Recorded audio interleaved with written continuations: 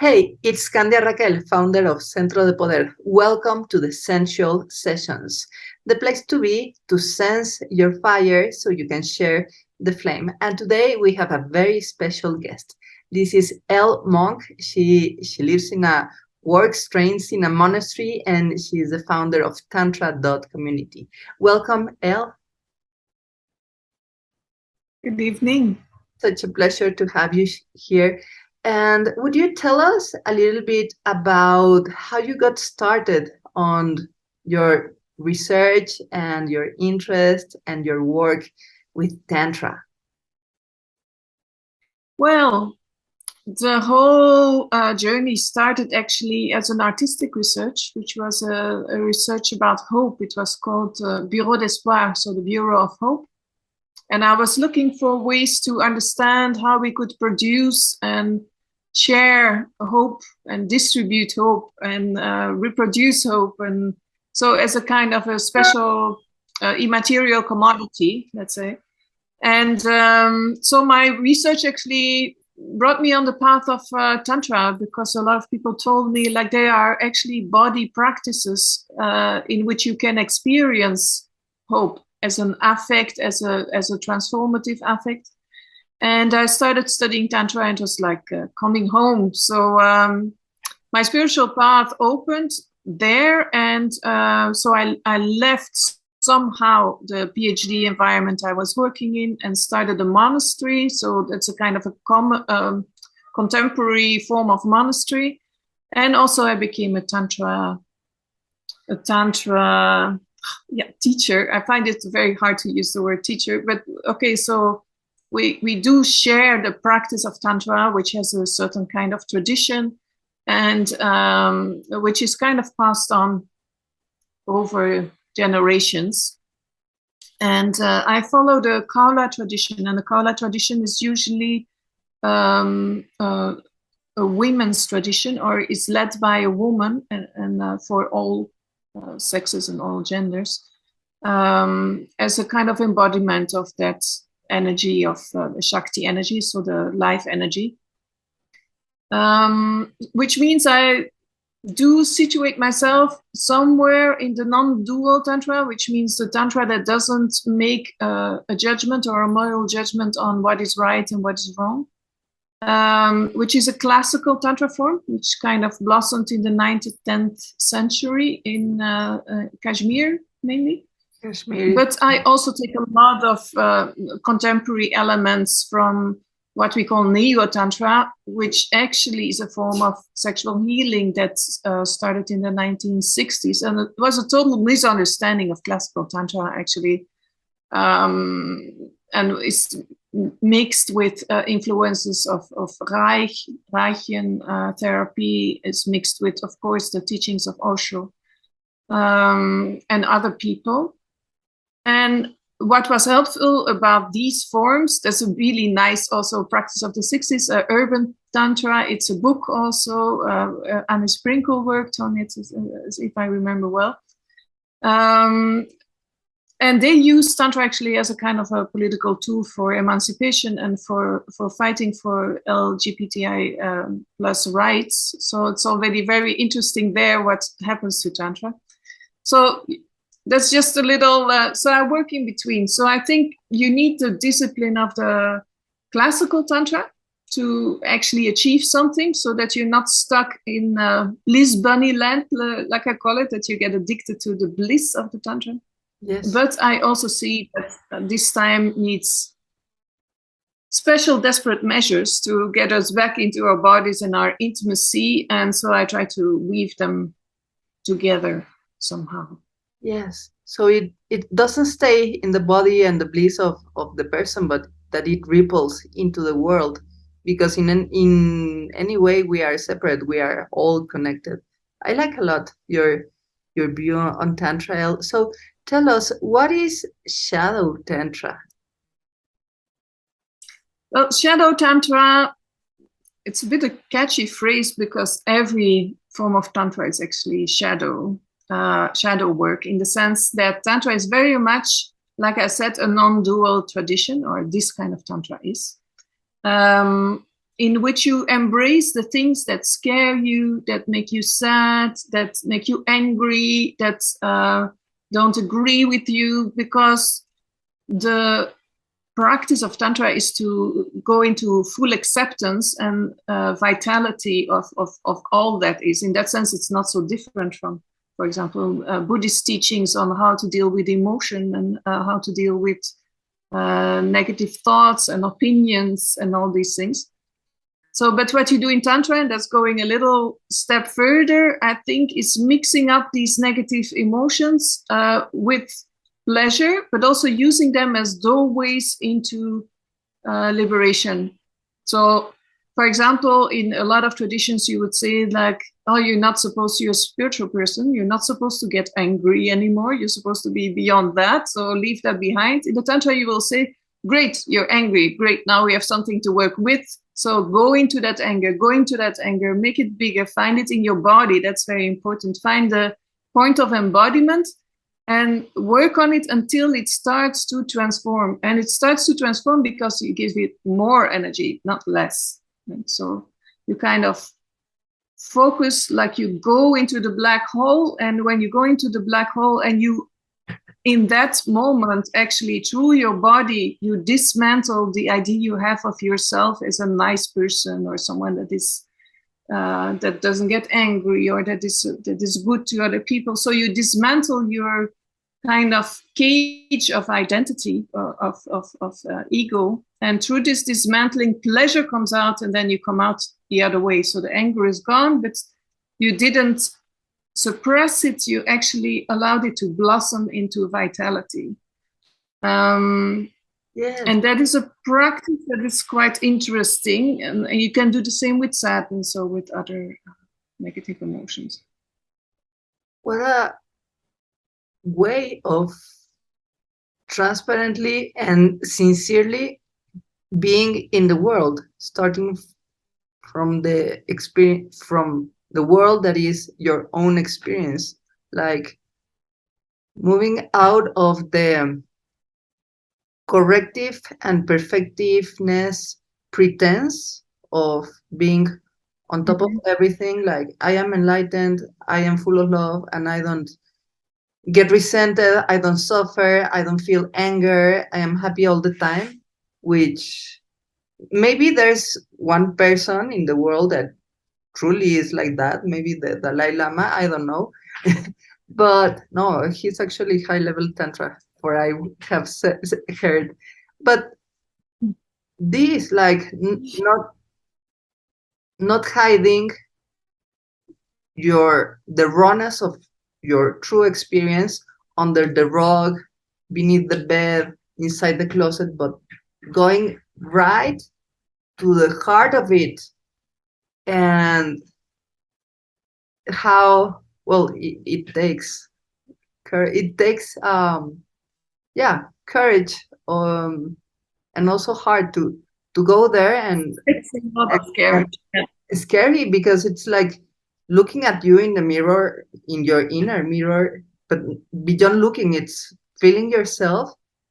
And how wonderful that in that daring to be at the edge of the now, in your reality, in yourself, this awareness, this piercing of the attention transforms, dismantles that, because it's true, like that anger can get sort of anger or sadness or whatever emotion, at least in my experience, can get crystallized as a shadow thing of my personality that I don't want to deal with. I don't want to show like in my resume. I don't want to have other people deal with it because I believe that I am responsible. But it's like as much part of my experience as the wonderful things in my experience. And I feel such a relief of like realizing that, yeah, this is a way of working, because this is a way of living life, because I often tend to fall into the idea that once I finish working in this horrible project, then I'm gonna be happy.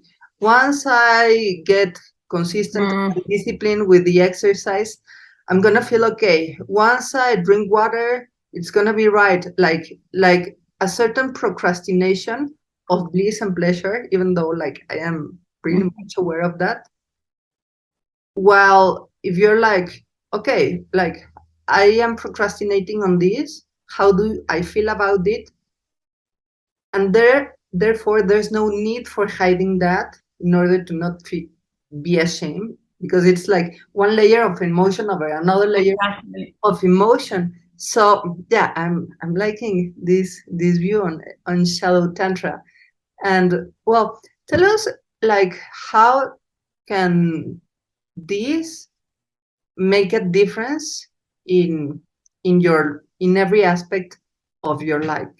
From what have you seen, like in the professional, in the daily habits, in the sexuality, in the creativity? What have you seen of the results? Well, of the results, yeah. Well, I do year training, so I work with people for longer periods of time. So then you do see that the first part is usually about the healing of some traumas, or I would say actually the healing of the story, because everybody comes with a story of who they are and what they have been taught and what is important, and they or go with the story of what they have been taught, or they go with the counter story of, so I'm not that person, which is also a story. So the first part is dismantling the story, and that is a very tricky part, because when you start dismantling for yourself the things you believe in, you no longer have a clear or stable ground to stand on, but also your relations that are based on being dependable in who you are, or in your identity, they depend on that label, the labels you have given yourself. So the moment you start Tantra, usually your relations start to shift a lot. First of all, with your partner, if you have a partner, but also with your family members, your friends. You start kind of seeing things differently if you are really practicing. And we live in a time where opinion and criticality are valued very highly. And of course, these are very much related to having a particular identity. I am the person that can see through this. I am a person that is not going for this shit. I am the person that sees what the government is doing, all these things. But this practice is actually not about that. It's not about distinguishing yourself through criticality, but it is about opening yourself to not be who you think you are. Judith Butler uses a very nice term when she's talking about mourning, about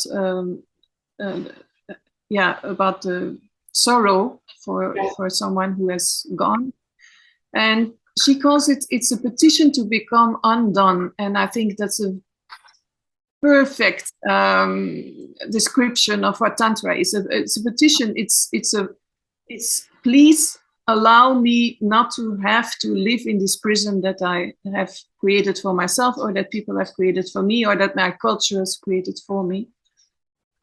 So because I know somewhere I'm bigger, I'm more powerful, I'm more happy, I'm more acceptant, and I can deal with all this shit when I realize that. So it makes you a much better warrior or political being, I think, to, at the same time as you are doing very concrete things in the world, also to see or to know that this connection is there. I am not only this, I'm not only a woman, I'm not only a particular gender, I'm not only a particular color, I'm also a lot of other things. And it doesn't diminish the first identifications, but it makes that you can dance with them, that you can really kind of push it around, and not feel that they are enclosing you. And I think the Tantra gives you, and so yeah, what are the repercussions? A lot.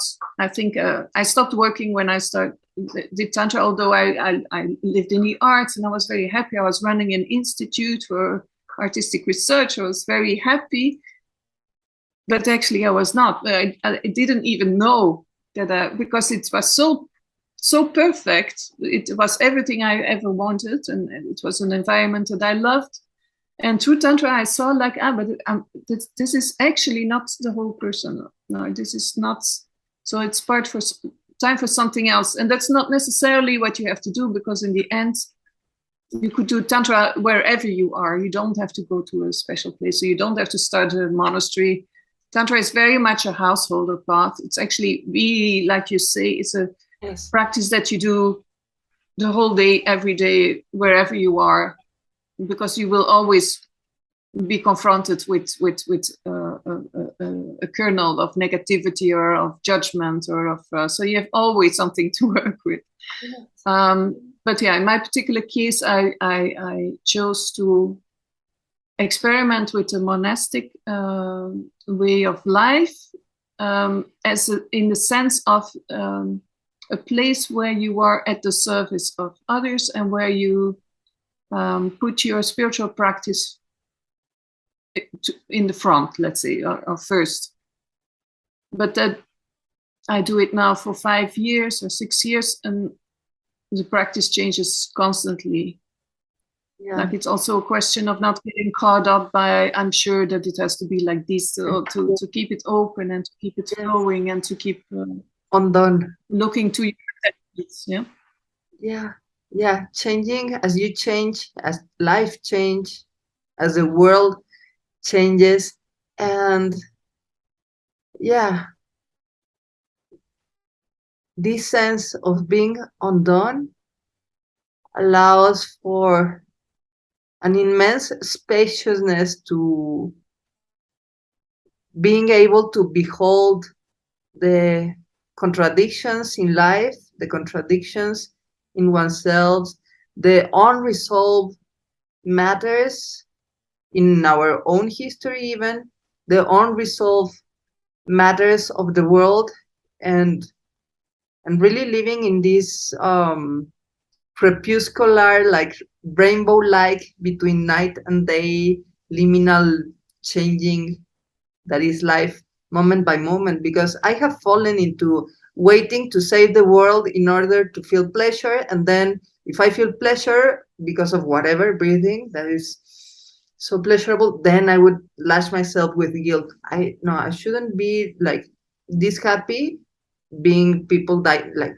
that. And yeah, and being undone allowed for, like, the sense that I am getting from your wonderful words is like, okay, like this is there's a beautiful sadness to the bliss of life, and also to the pain of life.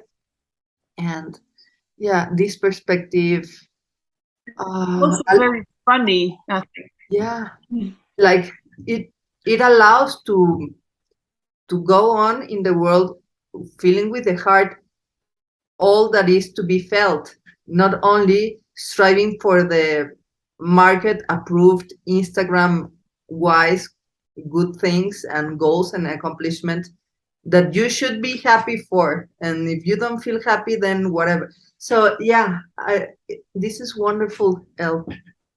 Shadow Tantra with your approach. Would you share with us a little taste of it so we can feel it in our body? Yeah. So yeah, since we don't have so much time, I'm just gonna do something simple, I think. Let's just see what comes. Let's close our eyes. So if you're listening, you can for a moment just connect to your body.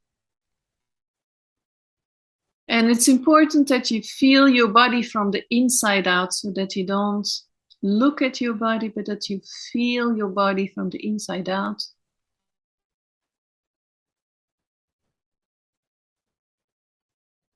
And maybe that you just register the emotion you have at this moment. Like, is there any kind of impatience or anxiety or joy anywhere in your body? And just try to feel where that feeling is in your body. And breathe into it. It might be an unnamed emotion for the moment, just a kind of energetic intensity somewhere in the body.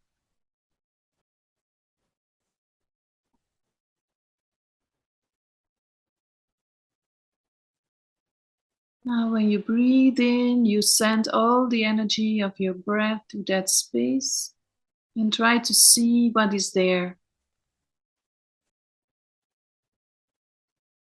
If it's a feeling, an emotion, what color does it have?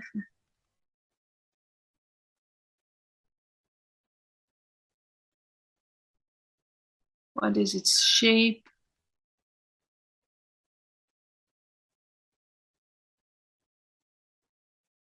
Is it big or small? Compact or spread out over your body?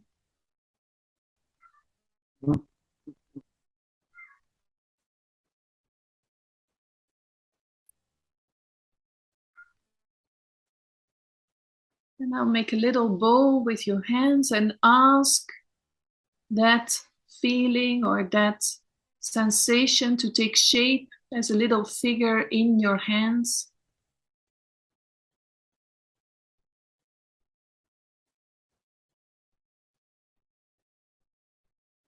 And as you look at this figure,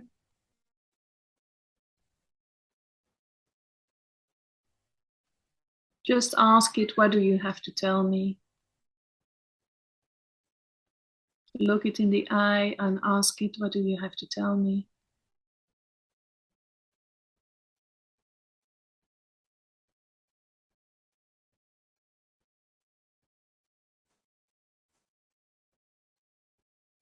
And when you got your answer, gently open your eyes and let the emotion go.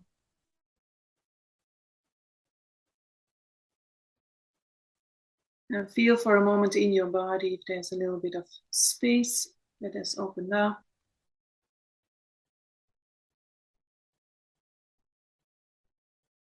And then breathe out and let it go.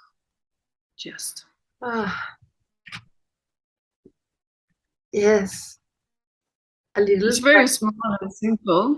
Yeah, wonderful to do when one is very tired after answering 25 emails and after to lock in yourself in the bathroom of the office, or after your boyfriend is like, yeah, delicious, delicious, delicious. And it touches this work of going right into the emotion, but not even in an aggressive way, but almost, my sensation is almost in a curious way, like, yeah, like, what do you have to tell me? Mm-hmm. And holding it. So it's not like something that you want to hide and you are against that, and not, or challenge your the fixed idea of who you are, who you should be, but that it's held by this being undone. Yes. Mm-hmm. So much, Elle. How can we learn more from you, with you, check on your work? So if you're interested in the Tantra, you can always go to tantra.community. That's the website. And there's also an Instagram and a Facebook page for that. And if you're more interested in monastery life and contemporary monastery life, you can go to themonastery.live, and that's live with a V. Also the website and Facebook group. Wonderful. So go find Elle at tantra.community and monastery.life and The monastery. the monastery.life, Instagram and Facebook. Thank you so much, Elle Monk. It's been such a pleasure. Thank you for having me. Talking to you. Mm-hmm. Have a good night. Have a good night, evening, and for the sensualists that are listening, watching all over the world, Remember to sense your fire so you can share the flame. And if you're not already subscribed to the Essential emails, go to centrodepoder.com and get yourself signed up so you get more of the Essential Sessions podcast delivered weekly on your email. See you next time.